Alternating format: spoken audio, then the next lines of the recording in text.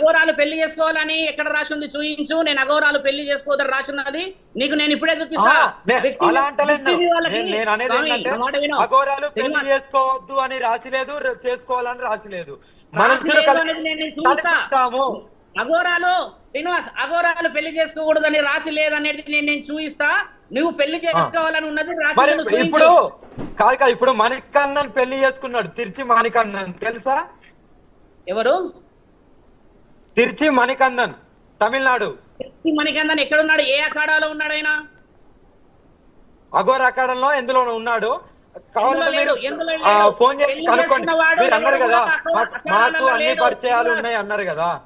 అఖాడాలలో పెళ్లి చేసుకున్న అఘోర, అఘోరి, సాత్వికుని, సాధువుని, సత్పురుషులని, యోగ శుద్ధులని, తర్వాత మహాయోగినలని నువ్వు చూయించు. నువ్వు ఇంకొక 15 నిమిషాలు టైం ఇస్తే నేను కాశీ ఉప ముఖ్యమంత్రిని లైన్ లో తీసుకుంటుండే, కానీ ఆయన ఫోన్ కనెక్ట్ అయితే లేదు.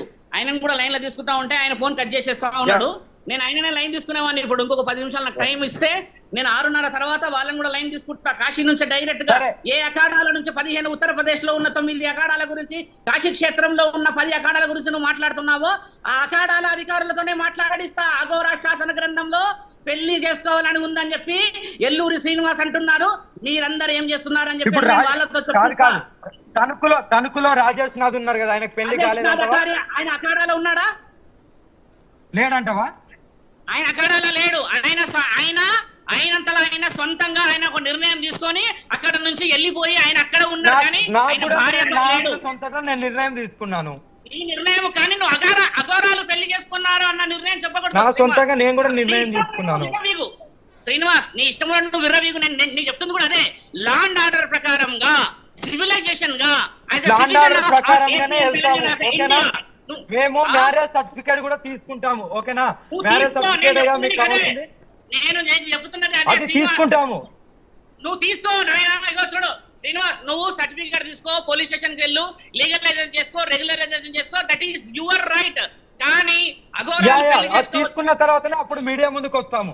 ఓకేనా? అప్పుడు వచ్చేసారు, అక్కడికి వెళ్ళి వచ్చేసాయి. ఆ వర్షిని అమ్మాయికి రక్షణ లేదు స్వామి, ఎక్కడో ఉంటానంటుంది. దానికి బాధ్యత నువ్వు వహిస్తావా? ఈ రోజు రాత్రి అమ్మాయికి ఏమన్నా అయితే నువ్వు నేను రావడానికి 2 రోజులు అవుతుంది అంటున్నావు కదా. ఆ అమ్మాయికి ఏమైనా నాదే బాధ్యత. ఓకేనా? అమ్మాయి తల్లిదండ్రులు వదిలిపెట్టి వచ్చింది, నువ్వు ఎక్కడో ఉన్నావు. ఇప్పుడు నిన్నగాక మొన్న నాగర్ కర్నూలులో ఒక ఆడబిడ్డని 7 ఆ గుడిలో పోతే ఆ అమ్మాయిని ఏం చిత్రహింస పెంచారు చూసావు కదా. ఒక ఆడపిల్లకి రక్షణ ఉందా ఈ రోజుల్లో?